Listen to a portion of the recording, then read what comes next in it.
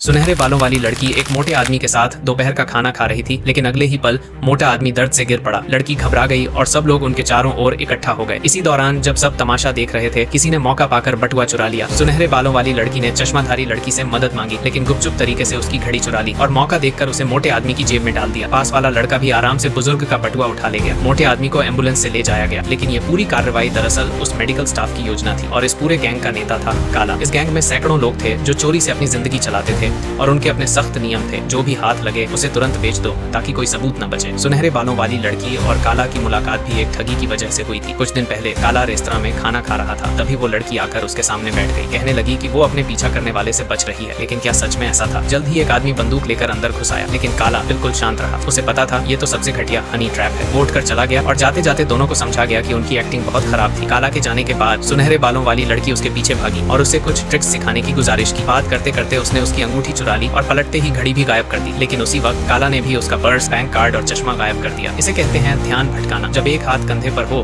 दूसरा हाथ पहले ही तुम्हारे बैग में होता है। कुछ पलों में उसका पूरा बैग काला के हाथों में था। अगले दिन सुनहरे बालों वाली लड़की ने तय किया कि वो काला की टीम में शामिल होगी। काला ने उसकी क्षमता की परीक्षा लेने की ठानी। दोनों एक बड़े कार्यक्रम में पहुंचे जहाँ लड़की भीड़ में घुल मिल गई। वो रास्ता पूछने का बहाना करती और साथ ही सामने वाले की चीजें सफाई से गायब कर देती। कभी किसी से टकराकर माफ कीजिए कहती तो कभी मदद का बहाना कर बेल्ट या घड़ी उतार लेती। काला उसकी चाल देखकर बहुत खुश हुआ और उसे टीम में शामिल कर लिया। दोनों जब हॉल से गुजर रहे थे, अचानक काला ने गुस्से में उस पर चिल्लाया। लड़की डर गई, कुछ समझ नहीं पाई, लेकिन इसी अफरा तफरी में टीम ने कई पैकेट चोरी कर लिए। उनके पास ढेरों तरीके थे। एटीएम मशीनें भी उनके जाल का हिस्सा थी और कसिनो तो उनका स्वर्ग था जहां हर ट्रिक और उपकरण का इस्तेमाल होता था। यहाँ तक कि उनकी आंखों में भी रहस्य छिपे थे। एक दिन काला ने अपनी 3 साल पुरानी योजना शुरू की। उसने लड़की को 80,000 दिए और चला गया। वो योजना 3 साल से तैयार हो रही थी। अब वो रेसिंग क्लब के अंदर घुस चुका था जहाँ एक सॉफ्टवेयर बनाया गया था जो रेसिंग कारों की परफॉर्मेंस बढ़ाने का दावा करता था। दोनों ने जानबूझकर झगड़ा किया ताकि दूसरे क्लब उन्हें अपनी टीम में ले लें। काला ने उन्हें नकली सॉफ्टवेयर बेच दिया। बॉस के साथ सौदा पक्का हुआ और पार्टी में दोनों के बीच झगड़ा छिड़ गया।